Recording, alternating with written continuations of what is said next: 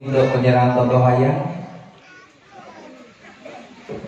bimbing boleh diabadikan dengan foto. Ya, terima kasih.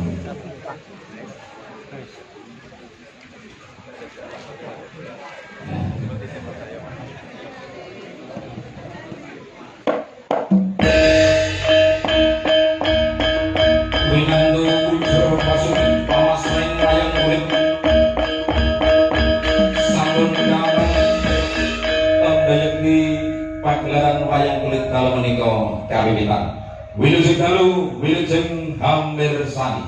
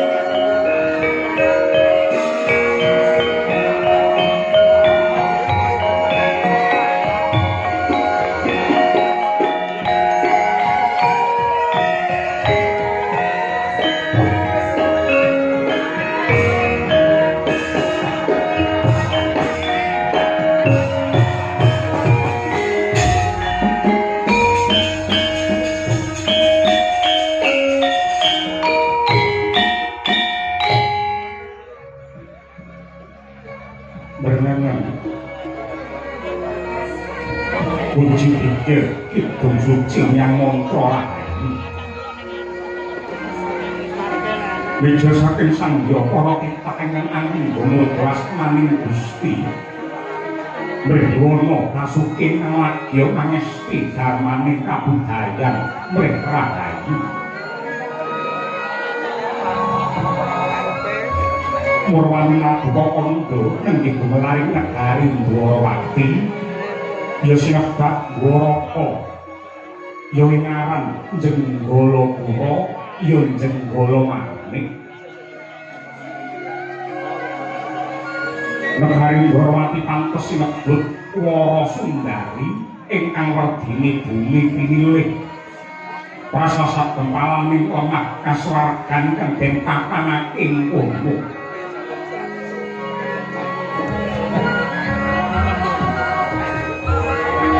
bumi subur pasiten mawur tetangguran ijo royo-royo kathah sumbering kaya ingkang mahanani ora ing sandang hukum sanajan negari Dwarawati inepun gunung geni parandini handhadekake bumi subur kawulane padha makmur warsa kang mangkono gedhekake rasa syukur lan tafakur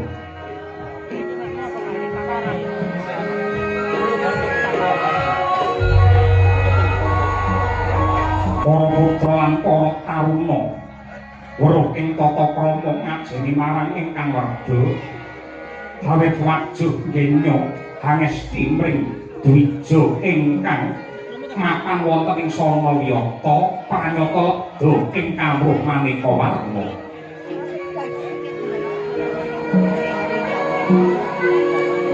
para muda santosa sekti mandraguna datangake geger tunggal bangsa adyanta paburane beda nyekti mengenake gedhene rasa tresna sumpah janji nyawiji ngreksa yuwananing negari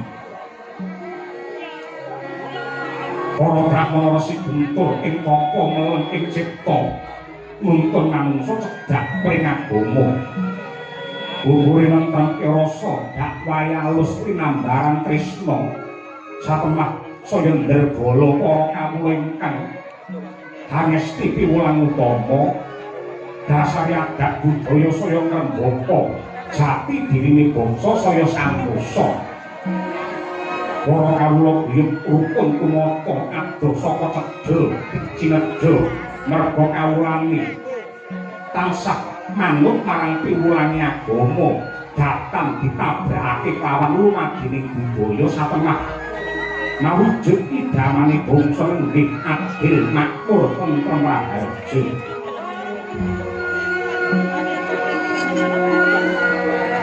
ngancik dina merdeka ing wulan Hasta. Para kawula saeka praya gotong royong nunggal sedya katingal ing desa dadi reja awit rinengga umbul-umbul ing pinggiring marga dian kencar-kencar gumandul mawarna-warna tembok pinabur awarni sita swasana saya wibawa awit kumlebete sang duwi warna.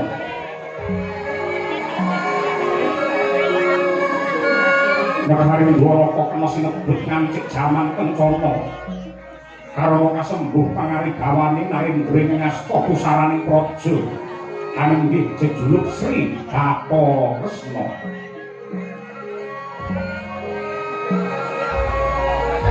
Ya sinebat sang Kesawa Danarjana Wisnumurti Patonaba nalika mundha kekasih Raden Narayana. Usawi tawgadya wadah panitisani Sanghyang Wisnu diwani kabagyan uga sinebut sutaning ngapagaring jagat pramila paningaling weh pepadang ing jagat sawigun sarta mahandhep adil para mata tresna asih ing para kawula.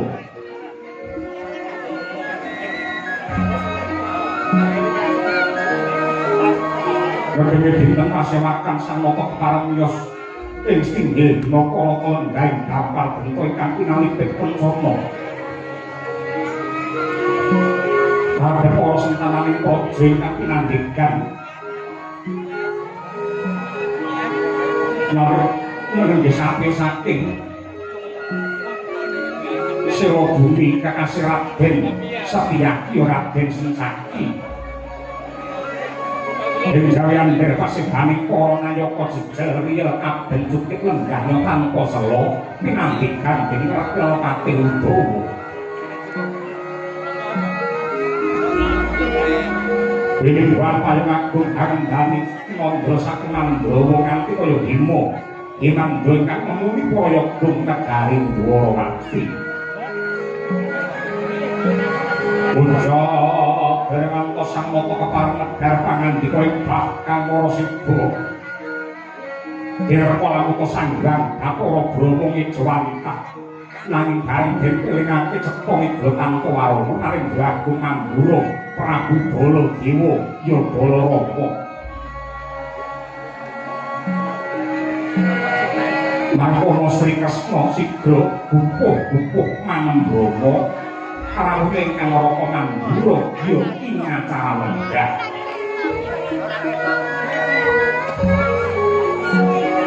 Bener dikami jepangan dikami sang Raka mangkono lamun to kawula sing karna.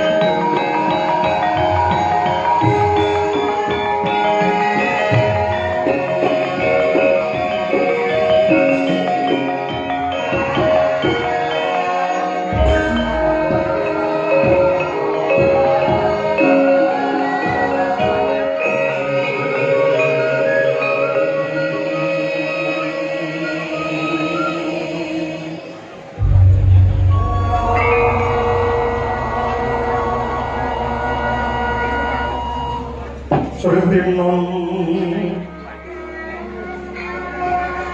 ing pasewakan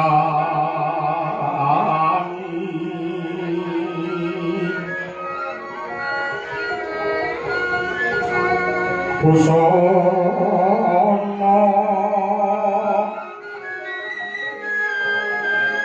maneka warna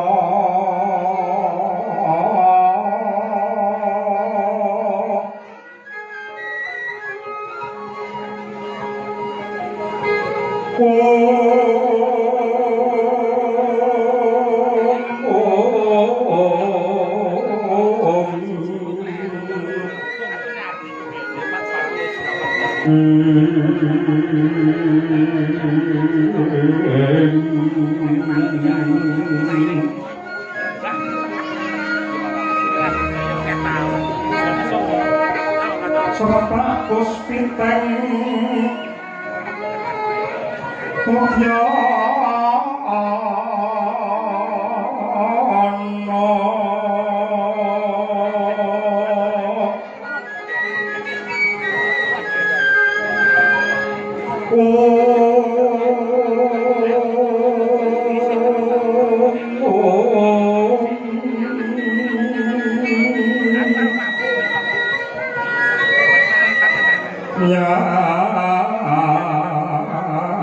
Panjrak Sarwarukma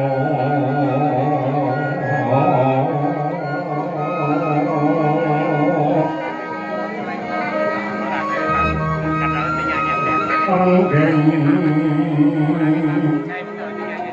Manik Mawa Retno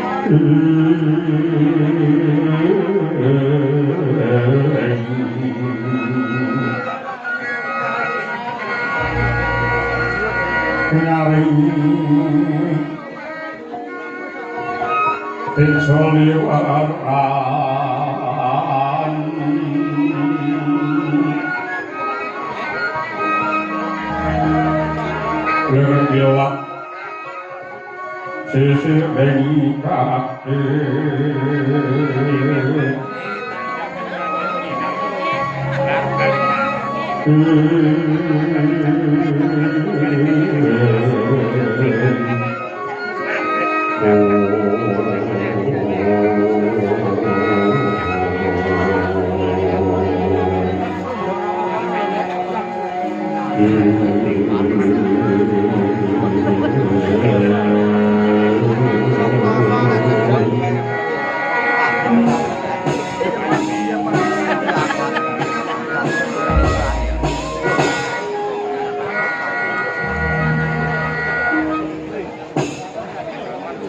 Iwang sukswati wiwit uga paring pepayung pring kandhuan ingsun satemah dadar padanganing jagat Dwarawati.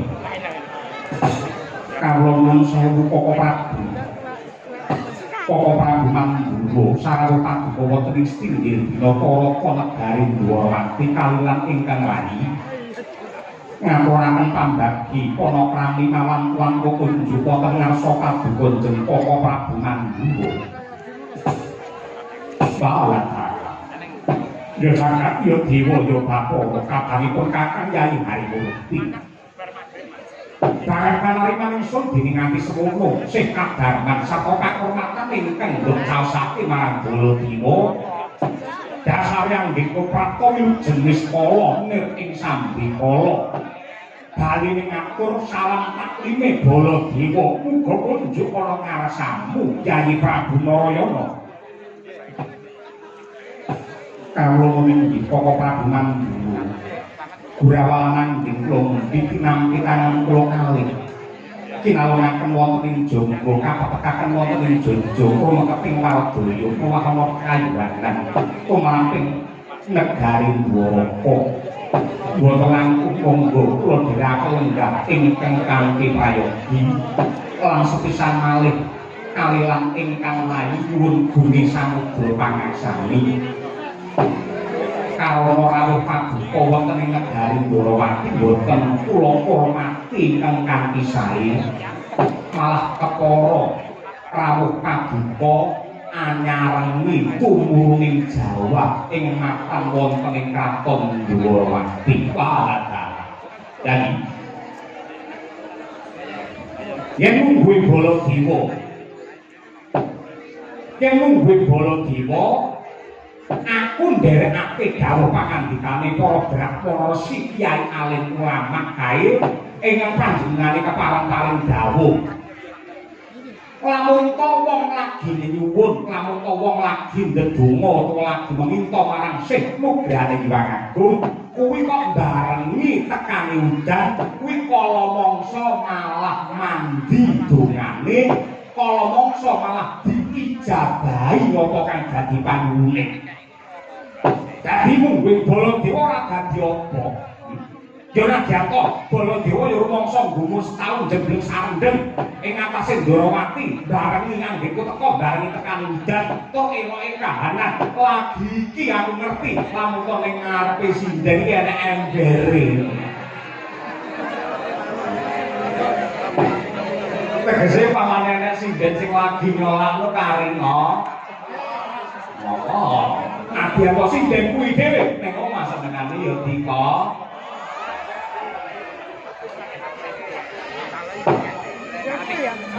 udan kuwi mungguhe Baladewa ki nugroho ya udan kuwi dumadi saka banyu mongko banyu kuwi simbole penguripan muga-muga kanthi tumurune udan jagat Ndorowati kene minangka kandha sing katresnani Gusti ingkang Maha Nasa marang Yayi Prabu Kresna sak keluarga kabeh tumurune udan dadi srana barokah tumrape Yayi Prabu sak keluarga sumrambahe barokah tumrape kabeh para pamirsa ingkang kepareng rawuh wonten ngriki sedaya.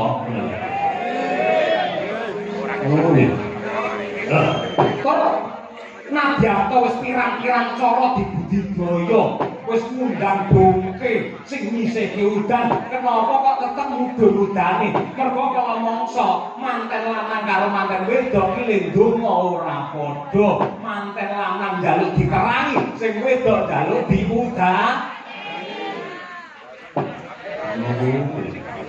ngawuri aku sugiri ati yo iki sepiro gedene nakku sepiro gedene nukut para Yayi Prabu Ndorowati muga kowe nglumpurake pangaksama ana dina ingkang kebak berkah iki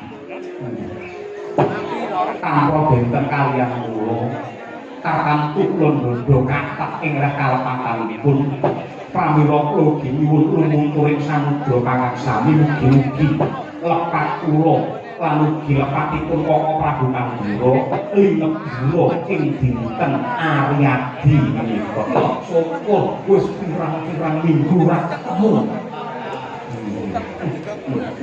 suduhane sing pirang-pirang iki apa sisane bodho aku iki tau kuwirangan medaya nggone wong ketoki komplong-kombuan mbake baru dibuka isine renggingan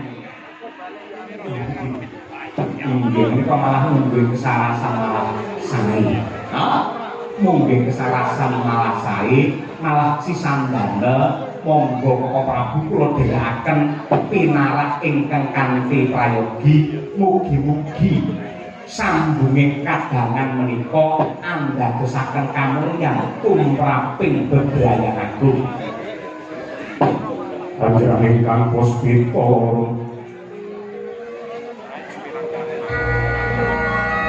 kasiring samiran ombre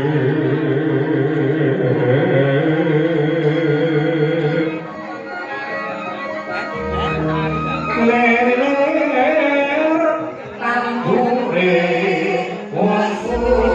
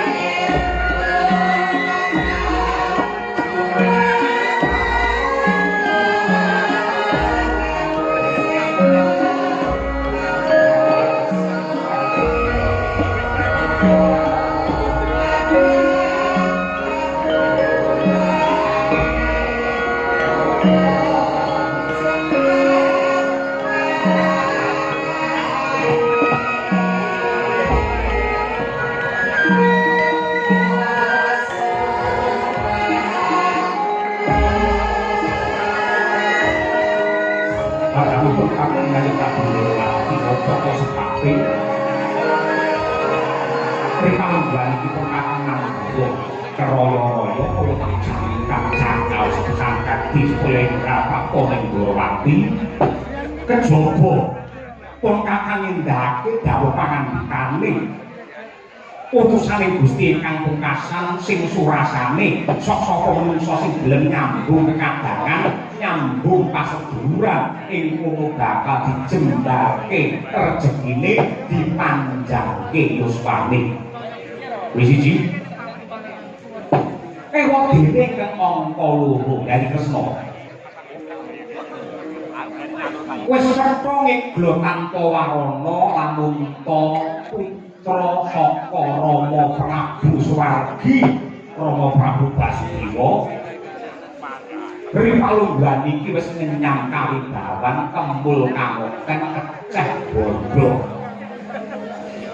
buktine apa bentakan Mandura sinengkake ngaluhur nampa wujude kraton warisan saka Rama Prabu Basudewa satemah sinengkake ngaluhur mangka dadi ratu ing negara Mandura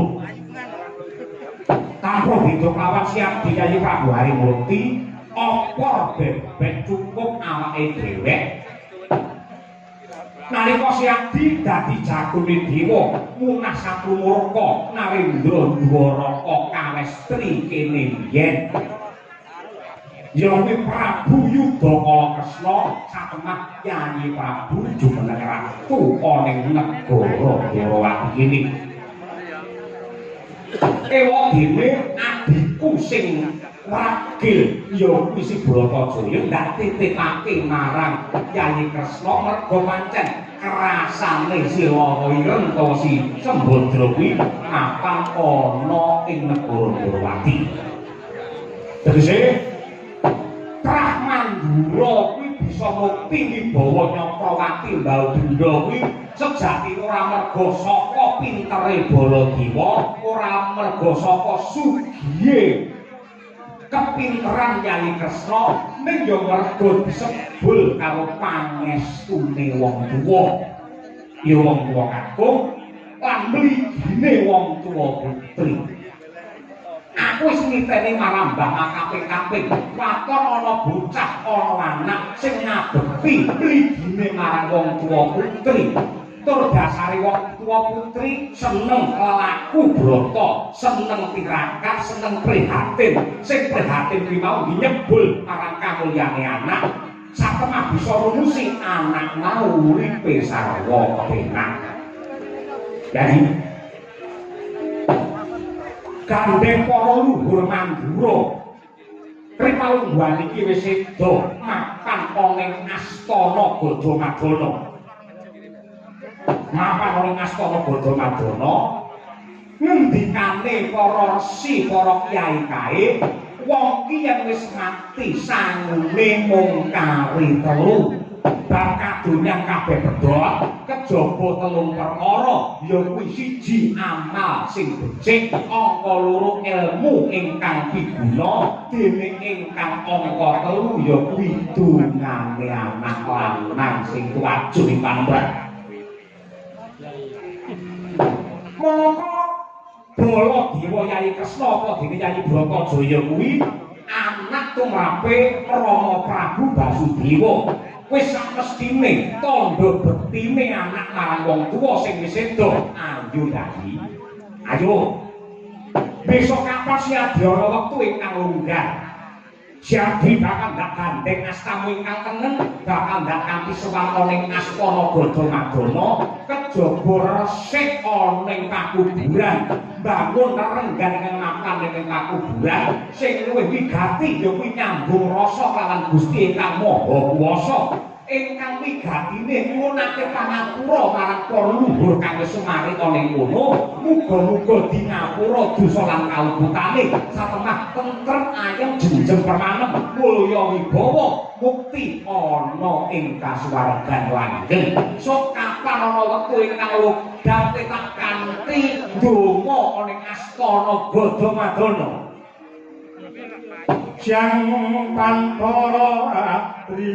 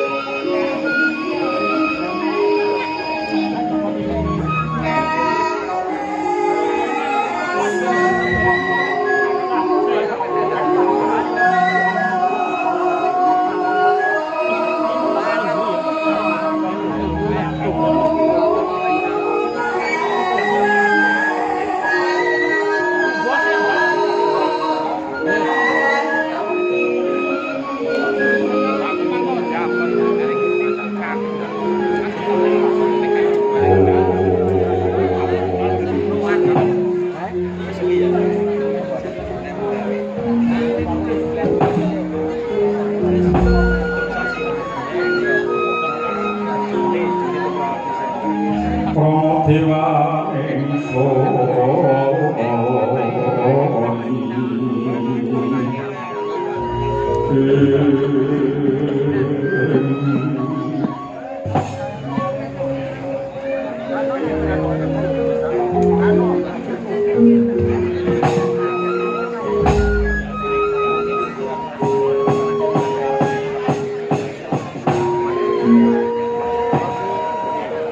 Prabuman Dilo Jimat sesembah kula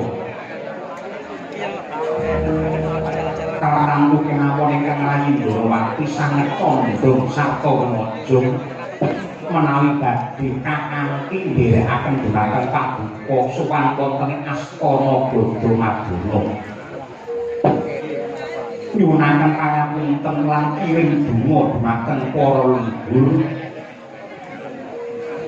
wiwit saking Kanjeng Rama Prabu Basudewa ingkang sumare wonten ing mriku minggah malih nenggih Eyang Wasukunti minggah malih Eyang Yadu Eyang Iswara Eyang Maruta Eyang Bujo Eyang Gunta Eyang Baklawa dene kang pungkasan Eyang Rama Wijaya.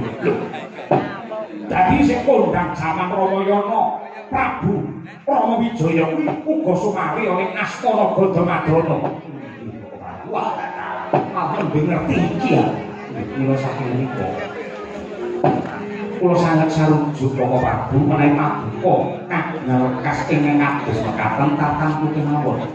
Kula dibadhe nganti ingkang rayipun Bratajaya sowan wonten ing Astana Badamadana. Ning yo kuwi sepisan siadi dak kanthi resik ana ing papan pasaryan Badamadana angka 2 pamane ana wewangunan ana tembok ingkang gempalan rubuh ayo dibangun bebarengan.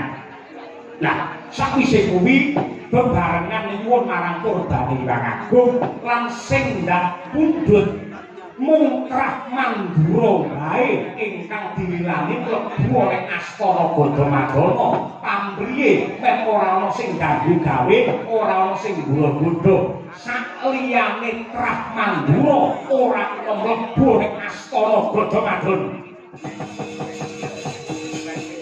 Trawarang tamos wong hamdangan kabeh karunganing kasose aneng marga mamalakung Krisang kongkos kratmo akso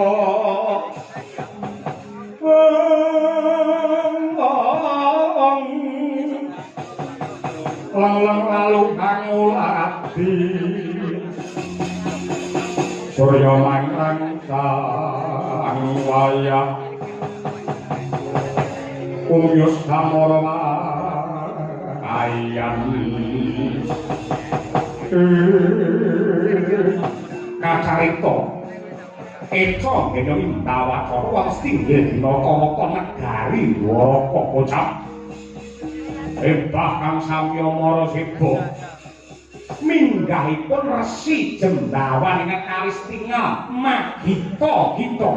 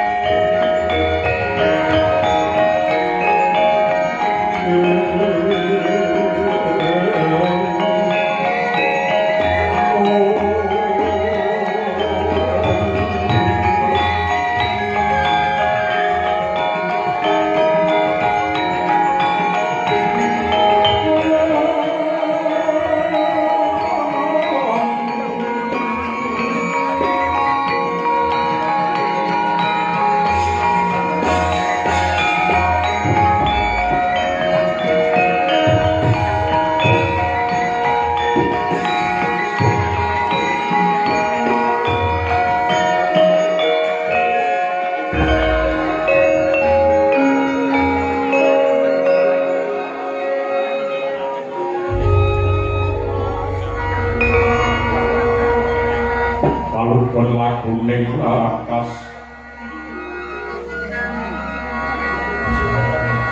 Logi Hollywoodin itu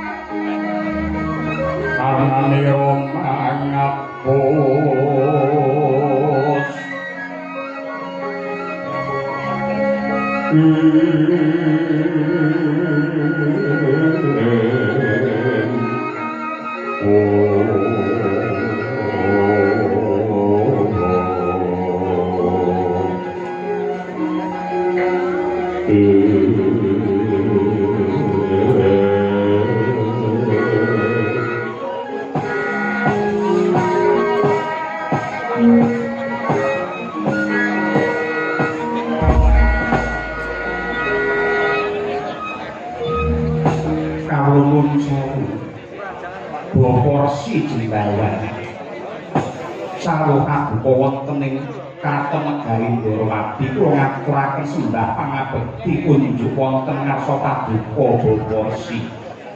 Waduh, angger anak Prabu Harimurti sangat anggeng kula nampi dawuh sami-sami lan mugi-mugi kula cumantaka nampi dhumateng sembah paduka menika boten andadosaken walat tumrapipun kula pun jendrawan. Mula langkung salam taklim kula unjuk wonten ngarsa paduka anak Prabu Ndrawati. Inggih Bawarsi sangat anggeng kula nampi nyuwun pangapunten mboten sekeca sing manah kula kakurang Bawarsi pinarak wonten ing inggih kursi pakurmatan taksih kathah ingkang sumadyo. Monggo lakoni pinarak wonten ing inggil. Matur nuwun, Nger, matur nuwun. Kula langkung sekeca sowan wonten ngandhap kemawon.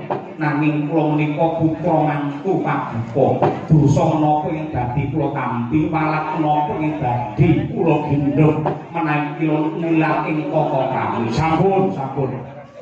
Sampun ngantos dados penggalih paduka Anak Prabu Ndrawati. Pancen menika sampun dados pikajeng kula.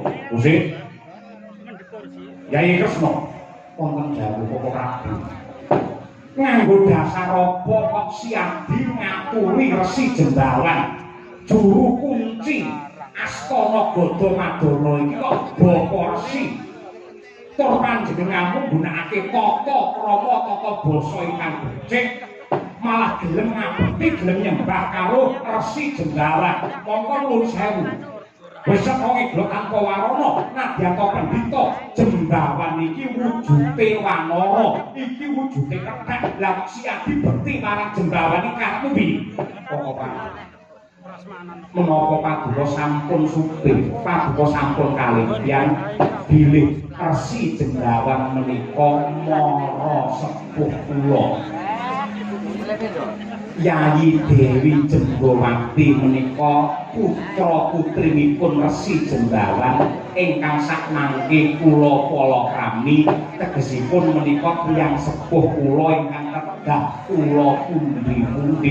Jembawan iki dadi mara tuamu. Eladalah ing antase panjenengane Ratu Gobi Netara apa ing jagat sutaning ratu mongko titih Bathara Wisnu kok para tuane mung kedah. Nanging menika pancen dados kudrating pangeran lan kula tetep ngajian dhateng Bapak. Cas entek banune. Lah syukur yen panjenengan ngono ya. Syukur. Kaya biru ron. Sinuwun Prabu Baladewa bekti kula unjuk sinuwun. Ya, Resi Jendawan tak tampa gawe renaning griya ora liwat diprayogake anggone minara. Nggih. Sinuwun mandura pangraos boten kirang sekeca anggone kula sowan. Ora didol. Nyuwun pangapunten Bapak. Ora wong Kalilan kula kila bondo, kalilan kula senadong dawuh. Yen pancen wonten bab wigati badhe kadawaken kok boten nimbali kemawon dhumateng ingkang putra kula mangke ingkang sowan wonten ing Godo Madonna kok ngantos keraya-raya paduka rawuh wonten mriki menika wonten wigatos menapa kula ing griya manguhan mangun kongkan wan rimang berleno tampo kanin yang tampo loso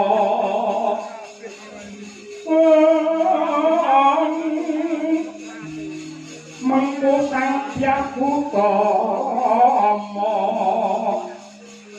mangkono rina alendro Umus nyolong anggar apa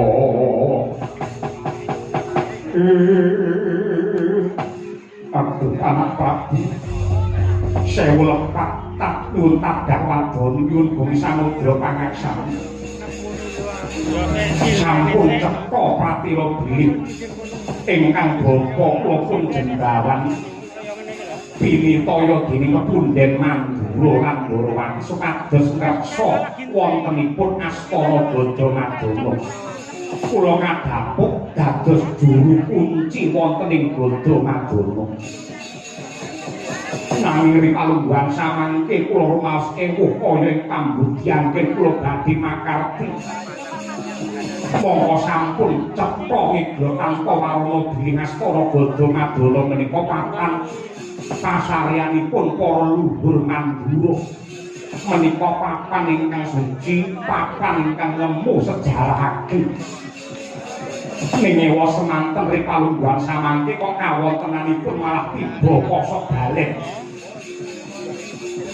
menapa to sebabipun kula kok matur kados mekaten karena kathah para menungsa para kawula ing Ndarawati lan ugi Mandura ingkang sampun minger kiblatipun sami ngaji-aji sami nyembah dumateng para luhur ingkang sumari wonten ing Gada Madana wonten ingkang nyuwun supados dipun paringi mulya wonten ugi ingkang nyuwun supados dipun paringi sugih wonten ingkang nyuwun dipun paringi kondhang lan sanes-sanesipun emanipun anggenipun nyuwun boten wonten ngarsanipun Gusti ingkang nyipta jagat kok malah sambat kaliyan para luhur ingkang mapan wonten ing Gada Madana malah ripalungguhan samangke menika wonten adat wonten budaya ingkang sanget mengkang saking kautaman menika ora mung tumindak ingkang kebak maksiat para kawula ing mriku anggadhahi kapitayan menawi makempal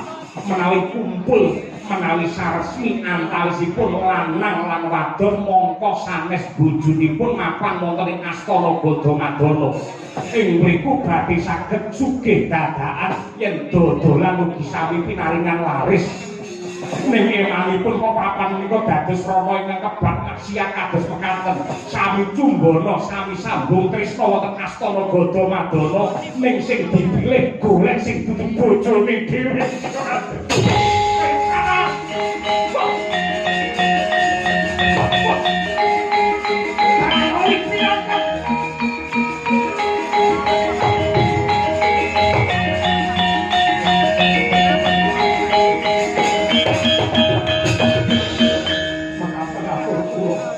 lepat nyuwun bumi samudra pangaksan wasana purba wasesa saketahipun kula aturaken dumateng para punden kula bara nganggenipun badhe atur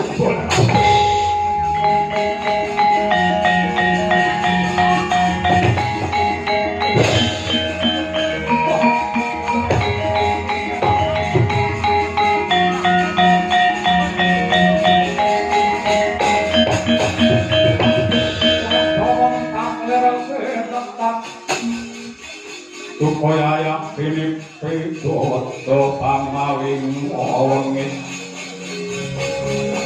Matrokot wontander Bidoknya mengolok-okro Raupan rabak-beranang Raupan rabak-beranang Kaya kembang Purawari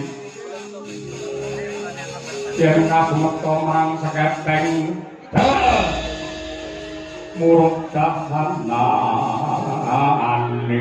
wah rayoli binatang iblis anak setan menggo menungso babar pisan aku ora duga ngono nembe wae kon kakang lawan Siadi kepengin bakal ngagungake ngluhurake para pundhen ingkang sumarya ning astana Gadamadana ning abang sing dadi kupingku krungu si Jembawan lamun to papan kuwi kanggo srana maksiat kanggo srana sang Rama utawa lumadine asmara ing antarane priya lan wanita mongko sing digoleki malah dudu bojone dhewe aku ora trima tumrap lakon iki aku tak njaluk pamit jangan ora ari wong sing ora tutune astana Gadamadana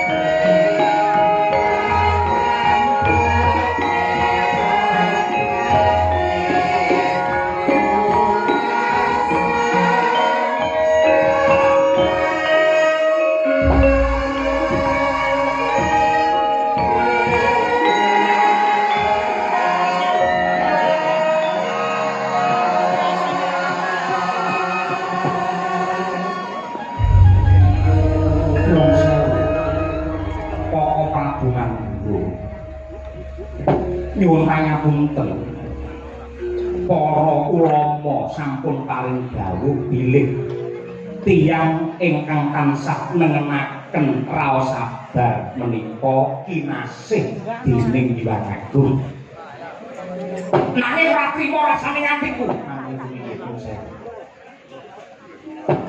lan menapa to sebabipun manungsa ingkang sae menika kedah sabar karana menika kangge ngukur kapitayanipun makhluk dumateng jidaring kodrat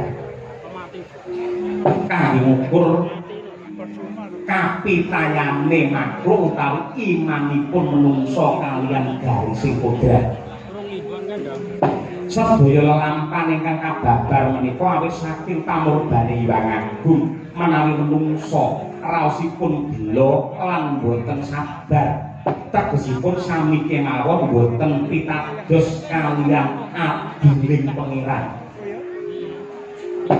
tiyang ingkang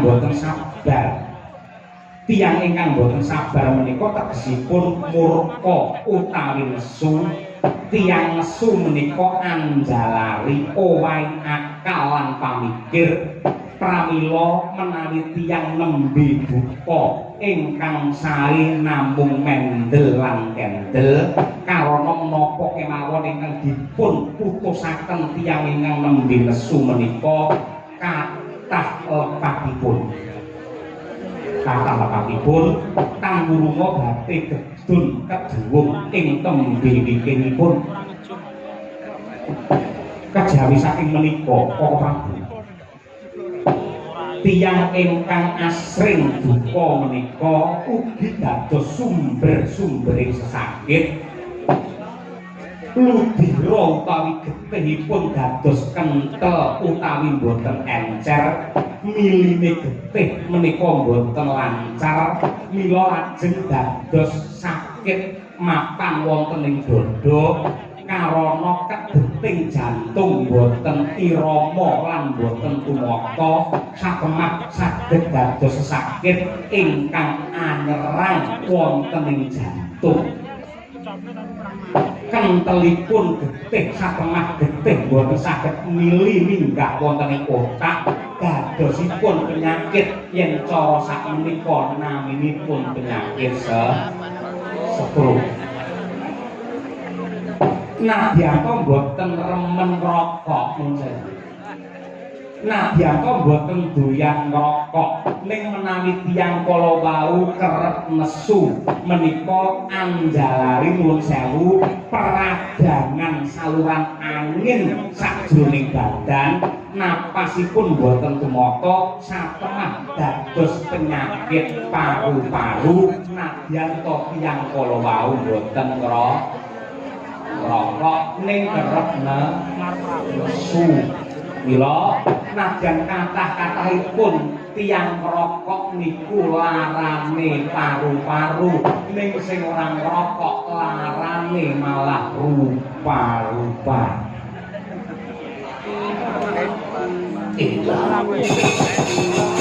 nyamaning jatak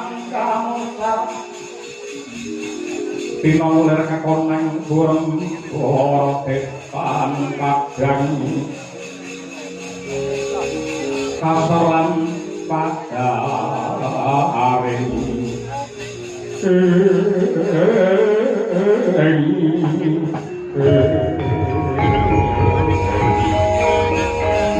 orang enggak kotok kataring